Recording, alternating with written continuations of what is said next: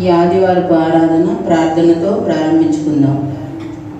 మహాపరిశుద్ధుడైన మా దేవుడు తండ్రి, మీకే వేలాది కృతజ్ఞతాస్తుతులు స్తోత్రములు చెల్లించుకుంటున్నాం ప్రభా. ఎందరికో లేని ధన్యత నాయన మాకు ఇచ్చి ఉన్నారు. అందును బట్టి మీ కృతజ్ఞతాస్తుతులు స్తోత్రములు చెల్లించుకుంటున్నాం ప్రభా. తండ్రి, రావాల్సిన బిడ్డలను సకాలంలో రావడానికి సహాయం చేయండి. అలాగే తండ్రి, పాటల ద్వారా, ఆరాధన ద్వారా, నాయన వాక్య ధ్యానం ద్వారా మీ నామానికి మహిమకరంగా, మా అందరికీ ఆశీర్వాదకరంగా ఈ కూడిక జరిగించమని, సమస్త ఘనత మహిమ ప్రభావాలు మీరొక్కరే పొందుకోమని యేసు నామములో ప్రార్థిస్తున్నాము తండ్రి. ఆమేన్, ఆమేన్, ఆమేన్. సదాకాలము నీతో జీవించెదను యేసయ్యా. సదాకాలము నీతో జీవించెదను యేసయ్యా.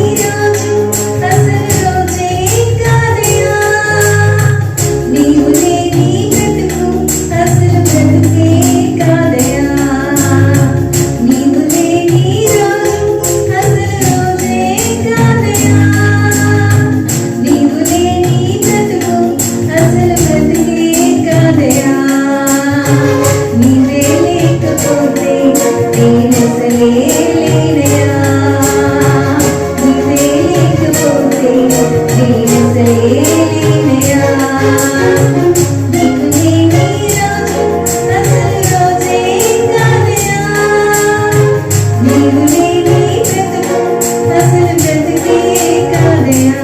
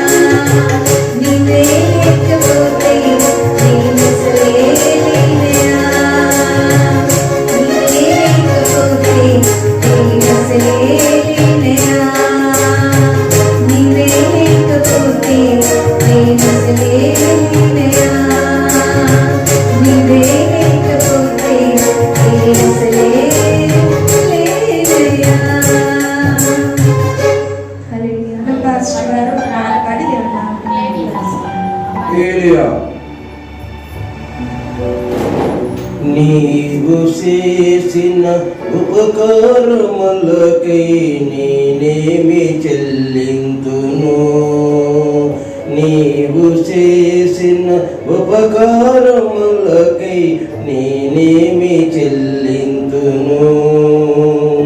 వేడాది కోడలునా వేలాది పొటేళ్ళునా వేడాది కోడలునా వేలాది పొటేళ్ళునా నీవు చేసిన ఉపకారములకై నేనేమి చెల్లింతును. నీవు చేసిన ఉపకారములకై నేనేమి చెల్లింతును.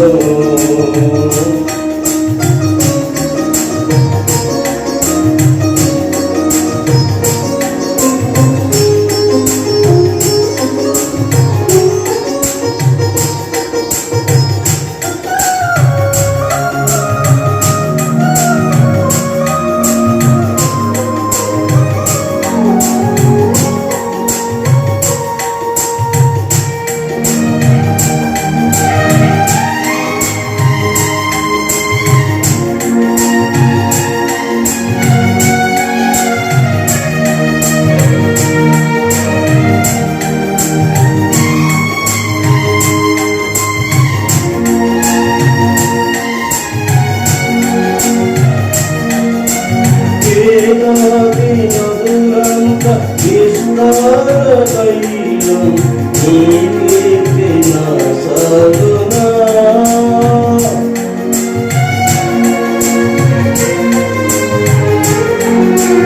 వేలాది నదులంత విస్తారతైలం నీ కీర్తిన సాధునా. గర్భఫలమైన నా దేశపూర్ణుని నీ కీర్తిన సాధునా. గర్భఫలమైన నా దేశపూర్ణుని నీ కీర్తిన సాధునా. నీవు చేసిన ఉపకారములకై నేనేమి చెల్లింతును. నీవు చేసిన ఉపకారములకై నేనేమి చెల్లింతును. వేలాది కోడెలునా వేలాది పొటేళ్ళునా వేలాది కోడెలునా వేలాది పొటేళ్ళునా. నీవు చేసిన ఉపకారములకై నేనేమి చెల్లింతును. నీవు చేసిన ఉపకారములకై నేనేమి చెల్లింతును. వేలాది నదులంత విస్తారతైలం నీ కీర్తిన సాధునా. వేలాది నదులంత విస్తారతైలం నీ కీర్తిన సాధునా. గర్భఫలమైన నా దేశపూర్ణుని నీ కీర్తిన కీర్తినా. వేలాది నదులంత విస్తారతైలం నీ కీర్తిన సాధునా. వేలాది నదులంత విస్తారతైలం నీ కీర్తిన సాధునా. గర్భఫలమైన నా దేశపూర్ణుని నీ కీర్తిన కీర్తినా. నీవు చేసిన ఉపకారములకై నేనేమి చెల్లింతును. నీవు చేసిన ఉపకారములకై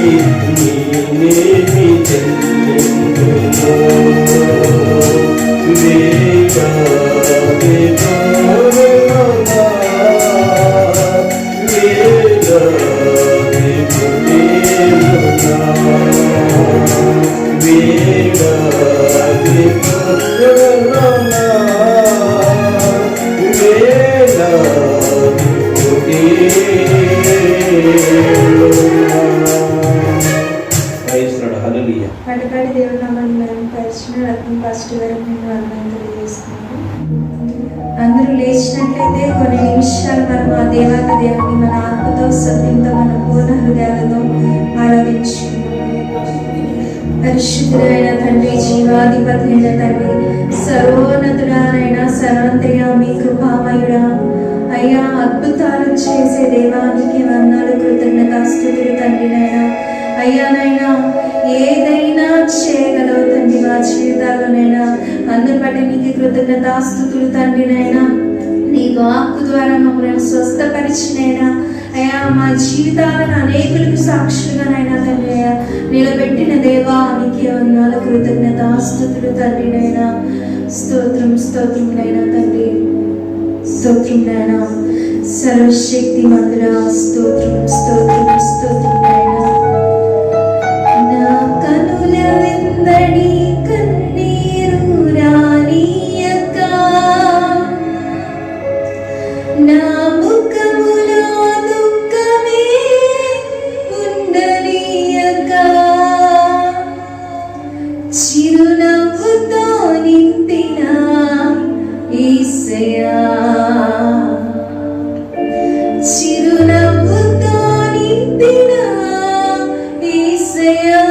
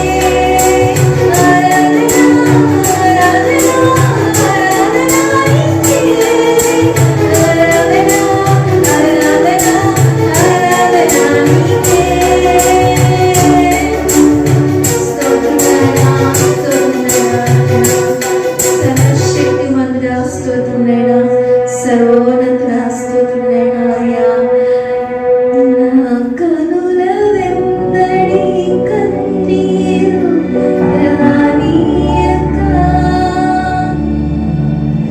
నా ముఖములో దుఃఖమే ఉండనీయక, చిరునవ్వుతో నింపిన యేసయ్యా, చిరునవ్వుతో నింపిన యేసయ్యా. అవును తండ్రి నాయనా, మా కనుల వెంబడి కన్నీరు రానీయకుండానైనా నీ చిరునవ్వుతో మమ్మల్ని నింపినైనా మాకు సమృద్ధిని నైనా, అయ్యా మా మనసుకి నెమ్మదిని నైనా, ప్రశాంతమైన జీవితాన్ని నైనా అనుగ్రహించిన దేవుడవు తండ్రి. ఎంతైనా నమ్మదగిన దేవుడవు తండ్రి నైనా. అయ్యా నాయన తండ్రి, నీకే వందనాలు, కృతజ్ఞతాస్తుతులు తండ్రి నైనా. అయ్యా అయ్యో మా జీవితంలో చేసిన అద్భుత ఆశ్చర్య కార్యాలను బట్టినైనా, ఇచ్చిన విడుదలను బట్టినైనా తండ్రి, అయ్యా పొందుకున్న స్వస్థతని బట్టి తండ్రినైనా నీకే కృతజ్ఞతాస్తుతులు తండ్రినైనా. ఈ స్తుతి ఆరాధననైనా తండ్రి, ఈ స్తుతి మహిమనైనా తండ్రి, అయ్యా ఈ స్తుతి ఘనతనైనా తండ్రి, ఈ స్తుతి ప్రభావము తండ్రినైనా యేసు నామములోనైనా తండ్రి. అయ్యా అయ్యా యేసుని శక్తి కలిగిన నామములోనైనా తండ్రి, అయ్యా నీ బంగారు పాదానికి సమర్పిస్తున్నాను తండ్రి. ఆమేన్. ప్రార్థనతో ఈ ఉపదేశాన్ని ప్రారంభించుకుందాం. మహాపరిశుద్ధుడైన మా దేవుడు తండ్రి, నీకు వేలాది కృతజ్ఞత స్తుతులు స్తోత్రములు చెల్లించుకుంటున్నాం ప్రభా. వాక్యం మీది, మాటలు మీ, సమస్తం మీరై అయా మీరు మాలో మాలో ఉండి మమ్మల్ని నడిపించమని ప్రార్థిస్తున్నాం ప్రభా. అయా వచ్చిన బిడ్డలు జ్ఞాపకం చేసుకునండి, వాక్యం ద్వారా మాట్లాడండి మాతో, అందరితోనైనా మీ వాక్యంతో మాట్లాడమని ప్రార్థిస్తున్నాం ప్రభా. ప్రతి విషయంలోనూ నెమ్మదిని, సమాధానాన్ని, శాంతిని మా హృదయాలకు దయచేయమని సమస్త మహిమగంత ప్రభావాలను విజయాలకొస్తూ యేసు నామములో ప్రార్థిస్తున్నాము తండ్రి. ఆమేన్, ఆమేన్. Praise the lord. మొన్న మన అంశం ఏ కొలత అయితే కొలుస్తామో అదే కొలత మనకి కొలవబడింది అనే వాక్య భాగాన్ని మనం విన్నాం.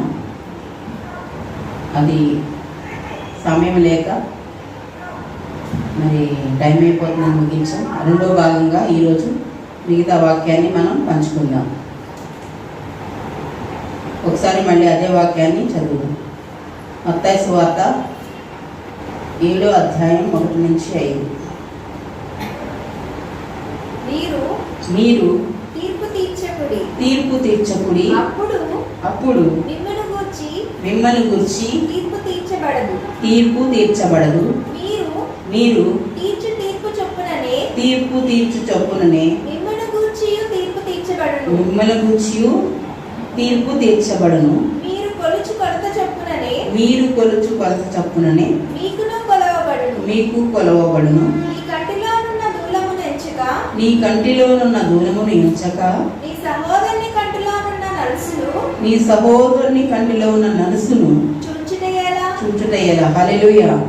ఈ వాక్య భాగాన్ని మనం పోయిన వారం చెప్పుకున్నాం. దానిలో భాగంగానే ఈరోజు కూడా కొన్ని మాటలు మీతో పంచుకోవాలని ఆశపడుతున్నాను అన్నమాట. అయితే చాలామంది చూసినట్లయితే ఈ రోజుల్లో మన కుటుంబాన్ని మొదటిగా మనం ఏం చేయాలి? రక్షించుకోవాలి. సేవకులమైన మనం, బోధించే మనం ఏం చేయాలంటే మన కుటుంబాన్ని మొదటిగా రక్షించుకోవాలి. తర్వాత వచ్చేవారి గురించి ప్రార్థించాలి. ఏమంటే అంతేనా? ముందు మన కుటుంబంలో ఒక ఆత్మ కూడా మన కుటుంబం నుంచి నశించుకోకూడదు. చాలామంది ఈ రోజుల్లో ఏం చేస్తున్నారంటే వచ్చిన వారి గురించే మొదటగా వచ్చిన వారి గురించే ఆలోచిస్తున్నారు, కానీ మన కుటుంబం ఏమైపోతుంది అనేది ఆలోచించట్లా. వచ్చినవాడు పరలోకం వెళ్తాడా, పరలోకం వెళ్ళడా అనేది తీర్పు తీర్చేస్తాం మనం. కానీ మన కుటుంబంలో నుంచి పరలోకం వెళుతున్నారా లేదా అనేది మనం ఒకసారి జ్ఞాపకం చేసుకోవాలి. ఏ కొలత అయితే కొలుస్తామో అదే కొలత కొలవబడును అనే వాక్య భాగం ప్రతి దానికి కూడా దాన్ని అన్వయించుకోవచ్చు మనం. ఏమండి, ఎక్కువగా మన పరిచర్యలో ఏం చేస్తూ ఉంటారంటే ఎదుటివారి కుటుంబాలు పరలోకం వెళ్తున్నాయా లేదా, మనం చెప్పే బోధనలు బట్టి వాళ్ళు ఎలా ఉంటున్నారు అనేది ఒక ప్రశ్నార్థకంగా ఉంటుంది. కానీ ఎక్కువ శాతం ఎదుటి వాళ్ళ గురించే ఆలోచిస్తాం.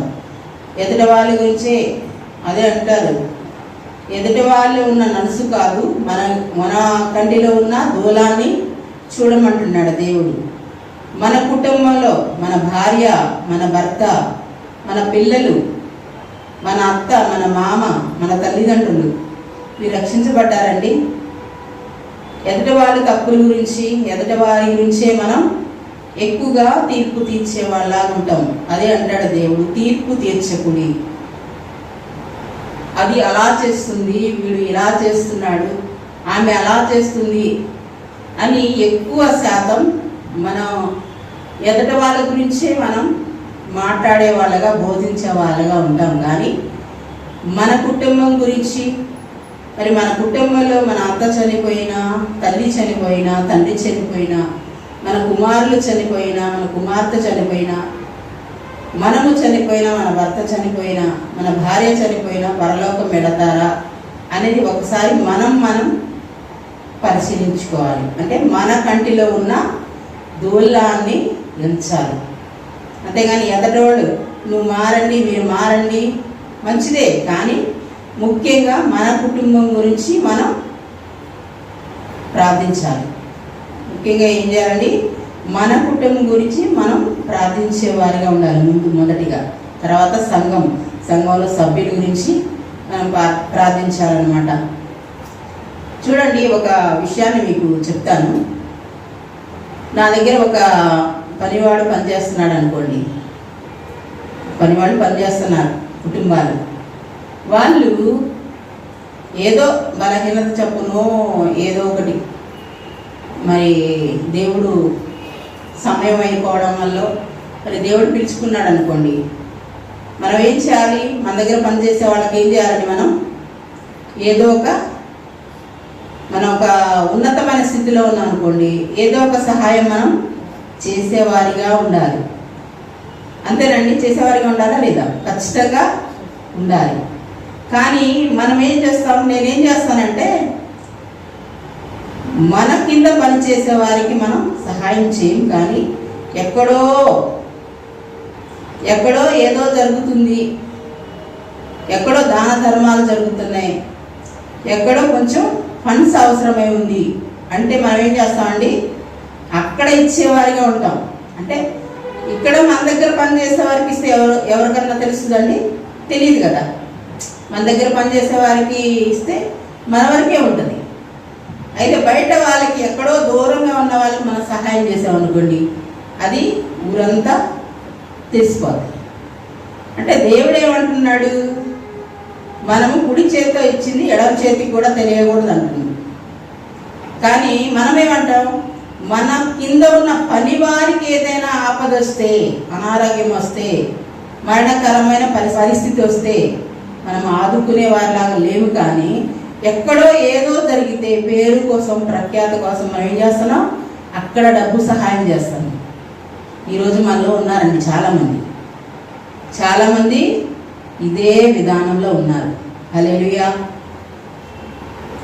చూడండి, ఇక్కడ ఏం జరుగుతుందంటే, మన దగ్గర పనిచేసే వ్యక్తి సడన్గా దేవుడు పిలుపు కొరకో ఏదో విధంగా దేవుడు మరి వారిని పిలుచుకోవడం వల్ల మన దగ్గర పనిచేసే వాళ్ళకి ఒక ఆపద వచ్చిందనుకోండి, మనంతు మనం పరామర్శించే వాళ్ళలాగా, వాళ్ళని పలకరించే వాళ్ళలాగా, వారికి సహాయం చేసేవారిలాగా ఉండాలి. అంతేకాని పేరు కోసం, ప్రఖ్యాతి కోసం మన సంఘంలో చేసే పని వాళ్ళను పట్టించుకోకుండా, మన దగ్గర దాసుల్ని పట్టించుకోకుండా, ఎక్కడో ఏదో జరుగుతుందని నీ గొప్ప కోసం,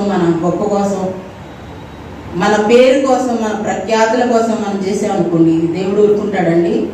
నువ్వు ఏ కొలత అయితే కొలుస్తావో అదే కొలత మనకి కొలబడింది కదండి, అవునా కదా? ఖచ్చితంగా. ఎందుకంటే ఈరోజు మనకు అన్నీ మంచిగా జరిగిపోవచ్చు, కానీ ఒకానొక దినం వస్తుంది. ఆ రోజు నువ్వు దేవుడికి మనం ఏం చేయాలండి? లెక్క అప్పగించుకోవాల్సిన విషయమై ఉంది. ప్రభువా ప్రభువా అనే ప్రతివాడు పరలోకం వెళ్ళడండి. దేవుని చిత్తం ఎరిగి జరిగించేవాడే పరలోకం వెళ్తాడని దేవుని వాక్యం సెలవిస్తుంది. ప్రభువా నీ పేరిట అన్ని చేసాం ఇన్ని చేసామా అనే వాళ్ళని ఏమంటున్నాడు దేవుడు? అక్రమము చేయవాలారా అంటున్నాడు. ఈరోజు మన కొలత ఎలా ఉందో ఒకసారి పరిశీలించుకుందాం. మరి మన దగ్గర మన యజమానులమైన మన దగ్గర పనివారు ఒకవేళ వాళ్ళ పరిస్థితి చాలా దీనస్థితిలో ఉండి మరి ప్రాణాన్ని కోల్పోయిన పరిస్థితిలో ఉండి మరి రోడ్డు మీద పడినప్పుడు నీ వంతుగా, నీ యజమానుడిగా నీ వంతుగా నువ్వు ఏం చేయగలుగుతున్నావు అనేది మనల్ని మనం ప్రశ్నించుకోవాలి. ఈరోజు కనీసం పలకరిస్తామండి, వారి కుటుంబానికి వెళ్ళి పలకరిస్తామా? పలకరించలేని స్థితిలో ఉంటున్నాం ఈ రోజుల్లో. ఇప్పుడు నా దగ్గర ఒక పనివాడు పనిచేస్తున్నాను అనుకోండి, నేనేం చేయాలి? బాధ్యతగా వెళ్ళి వారి కుటుంబాన్ని పరామర్శించాలి, చేతనైన మటుకు సహాయం చేయాలి. ఎంతో డబ్బు హెచ్చించి అనవసరమైన వాటికి ఎంతో డబ్బు ఖర్చు పెడుతున్నాం. మరి నీ దగ్గర పనిచేసే వాళ్ళ పరిస్థితి ఏంటి? దేవుడు నిన్ను లెక్కడడా? ఒకనొక దినం ఏ కొలత అయితే కొలుస్తామో అదే కొలత కొలబడును.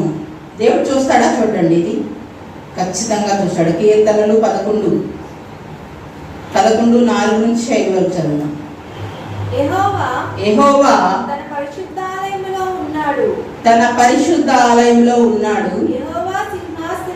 యెహోవా సింహాసనము ఆకాశమందున్నది. ఆయన నరులను కన్నులారా చూచుచున్నాడు. తన కనుదృష్టి చేత ఆయన వారిని పరిశీలించుచున్నాడు. హల్లెలూయా. ఇక్కడ ఏంటండి? యెహోవా పరమందుండి ఏం చేస్తున్నాడు? నరులను చూస్తూ ఉన్నాడు. అంటే నరులను చూస్తున్నాడంటే మనని కూడా చూస్తాడా? లేదండి, ఖచ్చితంగా చూస్తాడు. అంటే వాక్యమే దేవుడు కదా. ఆయన ఏది చెప్తే అది మనం నమ్మాలి.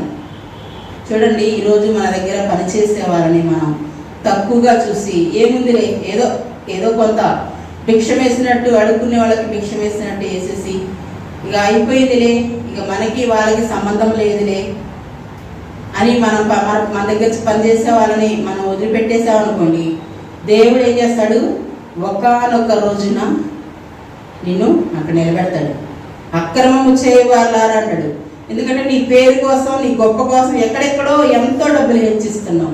మన పేరు కోసం, మన ప్రఖ్యాతుల కోసం ఎంతో డబ్బు హెచ్చిస్తున్నాం. కానీ మన దగ్గర పనిచేసేవారు ఏదైనా శోధన వచ్చి, బాధ వచ్చి, అనారోగ్య పరిస్థితి వచ్చి, మరి ఇంకేదైనా కావచ్చు, కానీ మరణించినప్పుడు లేకపోతే కుటుంబ అవసరతలు బలహీనతలు బట్టి రోడ్డు పాలైనప్పుడు మనం ఏమైనా ఆదరించే వాళ్ళగా ఉన్నామో ఈరోజు మనను మనం పరిశీలించుకోవాలి. ఎందుకంటే దేవుడు అంటున్నాడు, ఏ కొలత అయితే కొలుస్తావో. ఒకవేళ ఈరోజు మనకు అన్నీ ఉండొచ్చండి. ఒకరోజు లక్షాధికారి అవ్వచ్చు, ఒకరోజు భిక్షాధికారి కూడా అవ్వచ్చు కదండి. అవును, చాలామంది ఒక రాత్రి అన్నీ మారిపోయే పరిస్థితులు కూడా ఉన్నాయి. దేవుడు భయం మనలో ఖచ్చితంగా ఉండాలని దేవుని వాక్యం సెలవిస్తుంది. ఎందుకంటే దేవుడు కనుదృష్టి నరులందరి మీద ఉంది. చాలామంది ఏం చేస్తాం? మన కుటుంబ విషయాలను పట్టించుకోం. అదే దేవుని వాక్యం ఏంటంటే ఎదట వాళ్ళ గురించి, మన దగ్గరకు వచ్చే సంఘ సభ్యుల గురించి మంచిదే పట్టించుకోవాలి. మొట్టమొదట మన ఆత్మీయ జీవితాన్ని మొట్టమొదట పట్టించుకోవాలి. తర్వాత మన కుటుంబాన్ని పట్టించుకునే వాళ్ళగా ఉండాలి. అలాగే మన సంఘాన్ని, తర్వాత సమాజం, 4వది సమాజం. కానీ మనం ఏం చేస్తాం? ముందు సమాజంలోనే మన పేరు ప్రఖ్యాతలను ప్రకటించుకుంటాం. ఈ దగ్గర పనిచేసే వాళ్ళకి ఏ సహాయము ఉండదు. కనీసం పలకరించగలుగుతున్నావా? మన దగ్గర పనిచేసే వాళ్ళ కుటుంబాలు ఏదన్నా బలహీనత వచ్చో, ఏదన్నా శ్రమ వచ్చో, మరి రోడ్డును పాలైనప్పుడు వాళ్ళని పలకరించే పరిస్థితిలో మనం ఉన్నాము. ఎంత బిజీ షెడ్యూల్ అన్నా కూడా మనం ఏం చేయాలి? పలకరించాలి. ఎందుకంటే నీ దగ్గర పనిచేసే పనివాడు. ఎంత బిజీ షెడ్యూల్ ఉన్నా మరి గొప్పవాళ్ళు పిలిస్తే మనం వెళ్ళిపోతాం కదండి. ఎంత బిజీ షెడ్యూల్ ఉన్నా మనం ఏం చేస్తాం? గొప్పవాళ్ళు పిలిచినప్పుడు వెళ్ళిపోతాం. కానీ దేవుడు అంటున్నాడు, నువ్వు ఏ కొలత అయితే కొలుస్తావో ఈరోజు దేవుడు మనతోనే మాట్లాడుతున్నాడు. ఏమండి, నేను చూడకపోవచ్చు, మీరు చూడకపోవచ్చు, నన్ను యజమాని మీరు చూడకపోవచ్చు, కానీ దేవుడు ఆయన కనుదృష్టి చేత లోకమంతా పరిశీలిస్తున్నాడు. ఏమండి, లోకమంతా పరిశీలిస్తే నన్ను పరిశీలించకుండా మిమ్మల్ని మాత్రం పరిశీలించడు దేవుడు. ముందు నన్నే పరిశీలిస్తాడు. ఎందుకంటే ఆయన మాటలు చెప్పే వాళ్ళనే ఎక్కువగా పరిశీలిస్తాడు దేవుడు. హల్లెలూయా. ఇంకో వాక్య భాగం చదువుకుందాం. వ్యభిచరింపకూడదు. మత్తయి సువార్త 5:27 నుంచి. వ్యభిచారం చేయవద్దని చెప్పబడిన మాట వ్యభిచారం చేయవద్దని చెప్పబడిన మాట మీరు విన్నారు కదా. నేను మీతో చెప్పినదేమనగా ఒక స్త్రీని మోహపు చూపుతో చూచి ప్రతివాడు అప్పుడే తన హృదయమందు ఆమెతో వ్యభిచారం చేసిన ఒక స్త్రీని మోహపు చూపు చూస్తేనే వ్యభిచారం అంటున్నాడు దేవుడు. ఆదికాండం 39:7-10 వరకు చదువమ్మా. వ్యభిచరింపకూడదు అంటే వీళ్ళ వారం చెప్పుకున్నాం మనం. మోహపు చూపు చూస్తేనే వ్యభిచారం అంటున్నాడు దేవుడు. అటు తరువాత అతని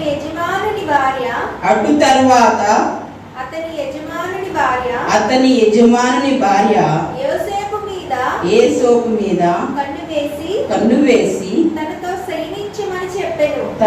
శయనించమని చెప్పిన. హల్లెలూయా.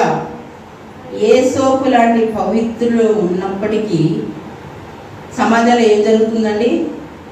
ఏం జరుగుతుంది? పోతీఫర్ భార్య లాంటి వాళ్ళు ఉన్నారు. యవ్వనస్తుని మీద ఏం చేసిందామా? కన్ను వేసిందంట.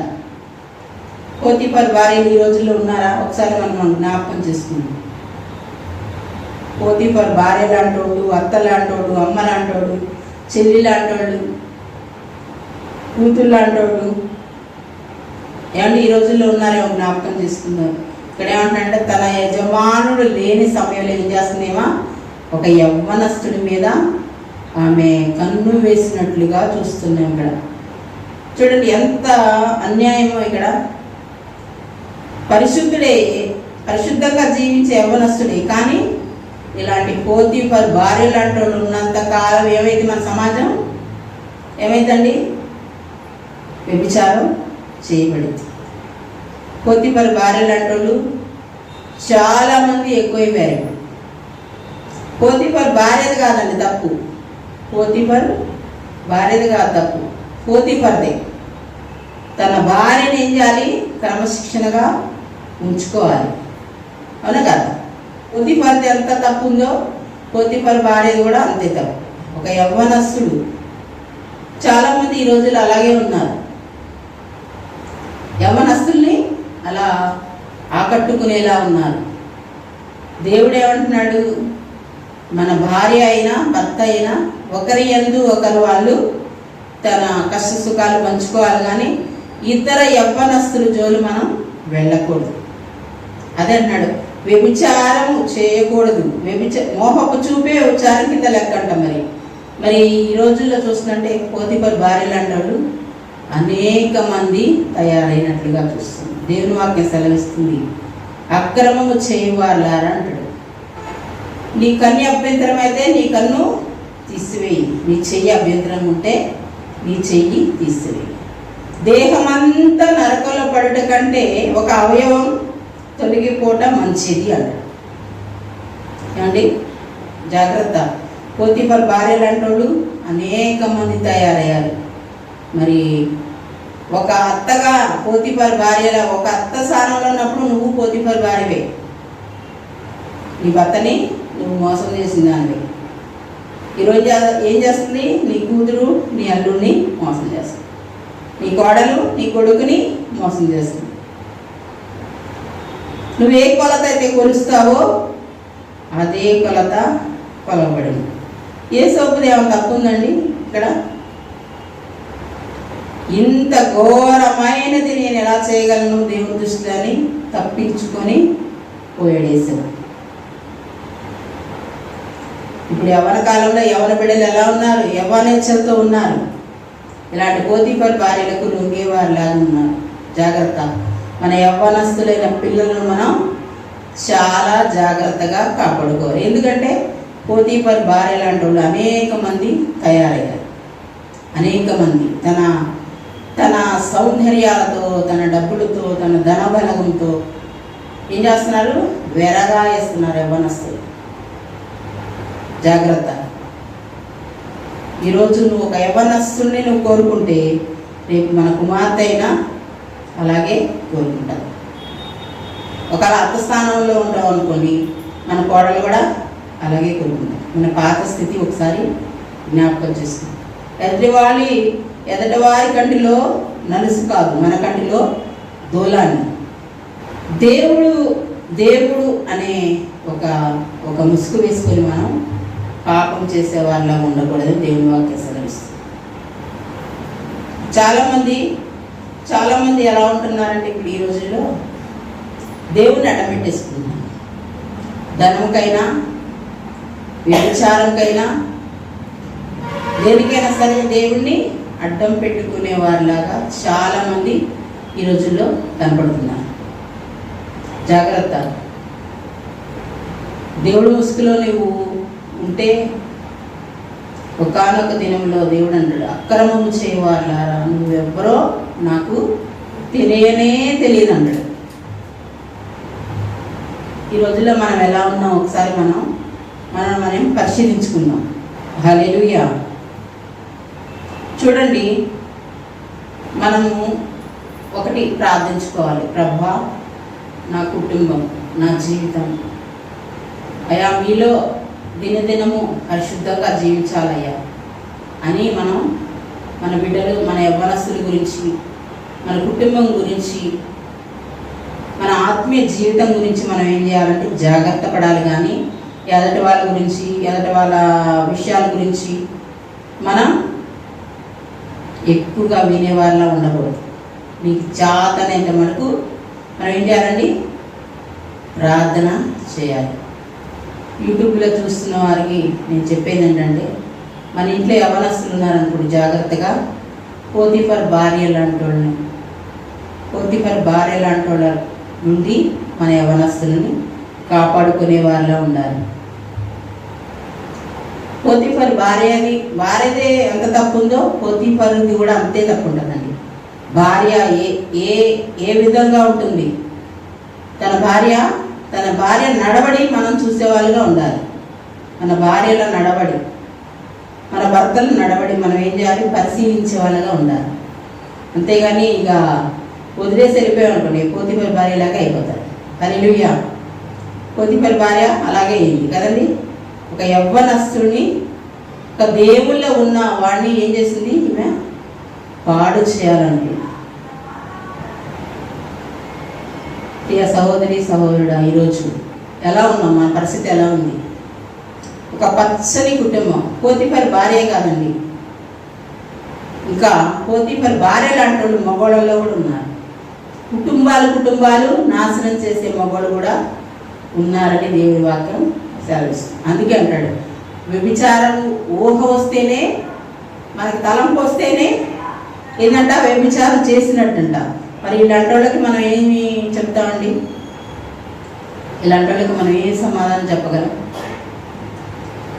ఊహ వస్తేనే మరి దేవుడు ఆ కంటిని, ఆ చేతిని తీసేసుకోండి, నరకంలో పడతారు, దేహమంతా నరకంలో పడటం కంటే ఒక అవయవం లేకుండా ఉంటే మీకు మేలు కదా అంటాడు దేవుడు. మరి మన పరిస్థితి ఏంటండి? మన పరిస్థితి మనం ఒకసారి ఆలోచిద్దాం. పోతీఫర్ భార్య లాంటి వాళ్ళు కాదండి, పోతీఫర్ భార్య లాంటి వాళ్ళు మగవాళ్ళు కూడా ఉన్నారు. యవ్వనస్తులను ఆశించే మగవాళ్ళు, పెళ్ళైనా కూడా ఇతరులను ఆశించే మగవాళ్ళు. తన భార్య ఉంటుంది కానీ ఇతరులను ఆశించేవాళ్ళు ఎంతోమంది ఉన్నారు. ఒక మంచి భార్యగా, ఒక మంచి భర్తగా జీవించాలి మనం. కానీ మనం ఏమనుకుంటాం, ఇతరులనే మనం చూస్తాం, కానీ మన కుటుంబం పరిస్థితులు మనం గమనించుకోము. దేవుని వాక్యం ఈరోజు మనతోనే మాట్లాడుతుంది. ప్రియ సహోదరుడు, ఒకానొక దినమున పచ్చటి కుటుంబాన్ని నాశనం చేశావు. ఈరోజు ఎదుటి వాళ్ళు ఏదైతే చూపించే నీకు అర్హత లేదు. ఉంటుందండి. మనం తప్పు చేసి ఉన్నాము, నువ్వు తప్పు చేస్తున్నావు అని మనం చూపించే అర్హత మనకు ఉంటుందా? ఉండదు.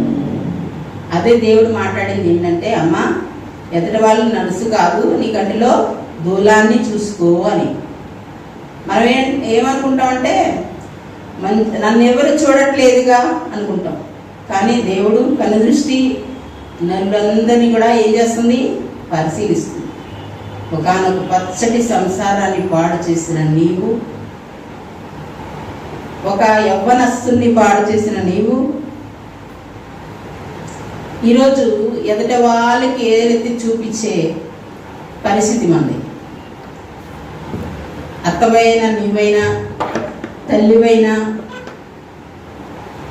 భర్తవైనా, తండ్రివైనా చెప్పేది ఏంటంటే, మనం ఒకానొక రోజు మనమేం చేసాం, ఒకానొక రోజు మనమేం చేసాం, ఒక్కసారి మనం పరిశీలించుకోవాలి. దేవుడి వాక్యం అందరికండి, కొందరికి కాదు. ప్రియ సహోదరుడా, సహోదరి, మరి యూట్యూబ్లో చూస్తున్న వారు కూడా దయతో జ్ఞాపకం చేసుకుని, దేవుని వాక్యం అందరికీ అది. ఈరోజు చాలామంది ఏం చేస్తున్నారంటే, మన కుటుంబాన్ని పట్టించుకోం, ఎదుటి వాళ్ళ కుటుంబాల గురించే మనకు కావాలి. మన కుటుంబంలో ఏం జరుగుతుందనేది మనకి అవసరం లేదు. మన కుటుంబంలో రక్షించబడకపోయినా పర్వాలేదు, రక్షించబడినా పర్వాలేదు, మన కుటుంబ సభ్యులు తప్పు చేసినా పర్వాలేదు. మన కుటుంబ సభ్యులనే మార్చుకోలేనప్పుడు, మన కుటుంబ సభ్యులకే మనం వాక్యం అప్లై చేసుకోలేనప్పుడు ఎదటి వారికి బోధించే అర్హత కూడా మనకుండదు. చాలామంది ఏంటంటే తన కుటుంబాన్ని చూసుకోరు, కానీ ఎదటి వాళ్ళకి మాత్రం బోధించేస్తూ ఉంటాం మనం. దేవుడు ఏమంటున్నాడంటే, మన కంటిలో ఉన్న దూలాన్ని తీసుకొని ఎదుటి వారి కంటిలో ఉన్న నలుసుని వెతకండి. నువ్వు ఏ కొలత అయితే కొలుస్తావో అదే కొలత నీకు కొలవబడిద్దని దేవుడి వాక్యం తెలుస్తుంది.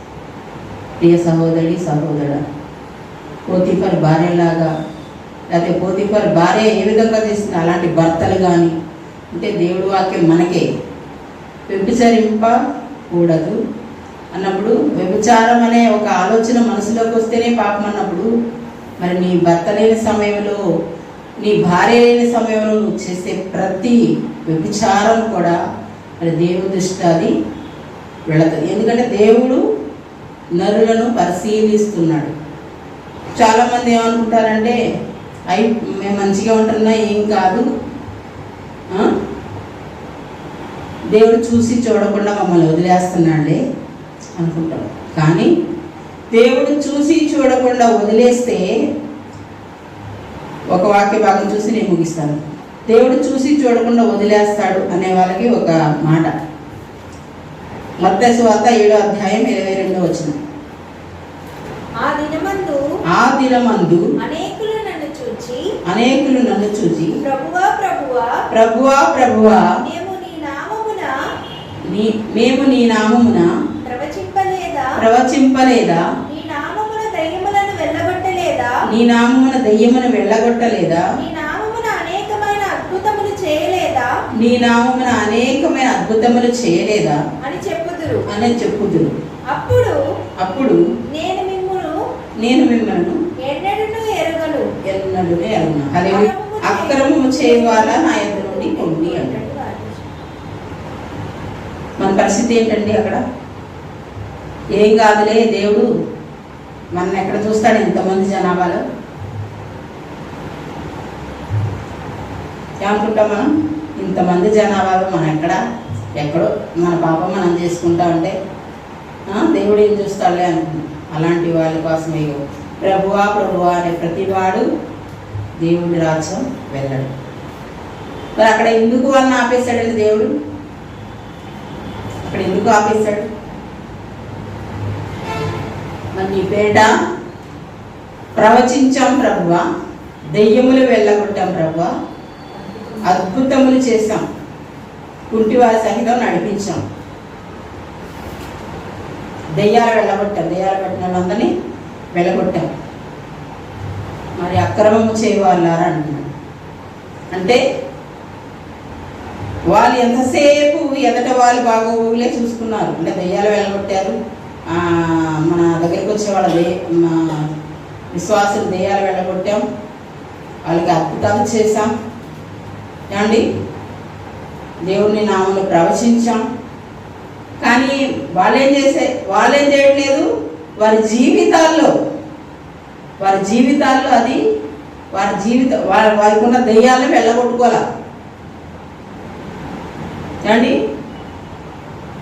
వాళ్ళ హృదయంలో ఉన్న దెయ్యాలను వెళ్ళగొట్టుకోవాలా. వారి కుటుంబంలో అద్భుతాలు చెయ్యట్లా. అంటే తన పిల్లలు నరకంలో పడినా పర్వాలేదు, తన భార్య నరకంలో పడినా పర్వాలేదు, తన భర్త నరకంలో పడినా పర్వాలేదు, తన కుమార్తెలు నరకంలో పడినా పర్వాలేదు, కానీ ఇతరులకి మనం చెప్పేసేస్తాం. దేవుడు అందుకే ఈ వాక్య భాగాన్ని మనకి రాయించి ఉంచాడు. అనేక మంది దెయ్యాలు వెళ్ళగొడతారు, కానీ మనలో ఉన్న దెయ్యాన్ని వెళ్ళగొడతాం. అందుకే అంటాడు దేవుడు, అక్రమము చేయవాళ్ళారా. దేవుని వాక్యం రెండంచుల కలిగిన ఖడ్గము అని వాక్యం సెలవిస్తుంది. మనం బోధించేటప్పుడు మనకి వర్తించాలి. ఏమండి మనం బోధించేటప్పుడు ఏమవ్వాలి? మనకు వర్తించాలి. ముందు ఎదట వారు దెయ్యాలు వెళ్ళగొట్టడం కాదండి, మన హృదయంలో ఉన్న దెయ్యాన్ని వెళ్ళగొట్టాలి. ఎవ్వరు చూడట్లేదులే మనం అనుకోకూడదు. అదే వాక్యం నుంచి దేవుడు మాట్లాడుతుంది. నరులందరినీ ఆయన కనుదృష్టితో పరిశీలిస్తున్నాం. ఆ పరిశీలనలో ఒకవేళ మనం ఉన్నాం అనుకోండి, మన పరిస్థితి ఏంటి? అక్రమం చేయవాళ్ళారా. మనం ఎంత జీవితం జీవిస్తూ ఉంటాం, ఉపవాసాలు ఉంటాము, మరి దేవుని సన్నిధిలో ఎక్కడ ప్రార్థన అంటే అక్కడికి వెళ్ళిపోతాము, ఎక్కడ దేవుని పని అంటే అక్కడ ముందుంటాము, ఎక్కడ దేవుడి పరిచర్య అంటే అక్కడే ఉంటాము. మరి దేవుడి పేరిట ఎన్నో మనం పంచిపెడుతూ ఉంటాం, ఏమండి. కానీ అక్రమము చేయవాళ్ళారా అంటాడు దేవుడు. ఎందుకంటే మనం ఇతటి వారి గురించే ఎదుటి వారినే కొలతేస్తాం. ఎదుటి వాళ్ళు ఇలా ఉండాలని కొలతేస్తాం, కానీ మన కుటుంబం ఇలా ఉండాలని మరి కొలతేసుకోం. అలాంటి వారి కోసమే దేవుడు ఈరోజు మనతో మాట్లాడుతాడు. మనలాంటి వారి కోసమే దేవుడు మనతో మాట్లాడుతాడు. మన ఆత్మీయ జీవితం ఎలా ఉంది ఒకసారి మనం పరిశీలించుకుందాం.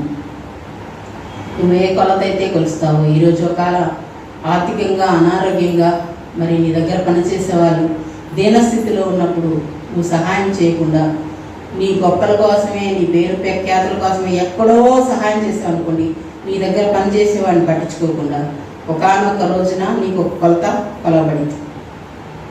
ఏమండి అంతా మనకి సవ్యంగా జరిగిపోద్ది అనుకోకూడదు. అంత సవ్యంగా జీవితం అంతా జరిగిపోద్ది అనుకోకూడదు. ఒక రాత్రి చాలండి మన జీవితాల మాటకి. ఎన్ని రాత్రులు కావాలి? యాకోబుకి ఎన్ని రాత్రులు కావాల్సి వచ్చింది? యాకోబు ఆశీర్వదింపబడ్డాక ఎన్ని రాత్రులు కావాలి? ఒక్క రాత్రి. ప్రియ సహోదరుడా సహోదరి, ఈరోజు మరి మనం పరిశీలించుకొని మరి దేవుని సన్నిధిలో, ప్రభువా ముందు నా కుటుంబాన్ని కట్టుకోవాలయ్యా, నా కుటుంబంలో ఉన్న దయ్యాలని వెళ్ళగొట్టుకోవాలి ప్రభా, నా కుటుంబంలో ఉన్న అవిశ్వాసుల్ని విశ్వాసులుగా మార్చాలి ప్రభా, నా కుటుంబంలో వ్యభిచారాన్ని మంచివారిగా మార్చుకోవాలి ప్రభా అని మనం మన కుటుంబాల గురించి ముందు ప్రార్థన చేసి విశ్వాసుల కోసం ప్రార్థించేవారుగా ఉండాలని దేవుని వాక్యం సెలవిస్తుంది. ఈ వాక్యం దేవుడు దీవించుగాక. ఆమేన్. ప్రార్థన చేస్తాం. మహాపరిశుద్ధుడైన మా దేవుడో తండ్రి, మీకు వేలాది కృతజ్ఞతాస్తుతులు స్తోత్రములు చెల్లించుకుంటున్నాం ప్రభా. మహాగరుడవు, మహోన్నతుడవు, సర్వాధికారి, సర్వ సృష్టికర్తమైన దేవా, మీకు వందనాలు స్తోత్రాలు ప్రభా. వాక్యం మీది మాటలని సమస్తం మీరే మమ్మల్ని నడిపించండి, సహాయం చేయండి ప్రభా.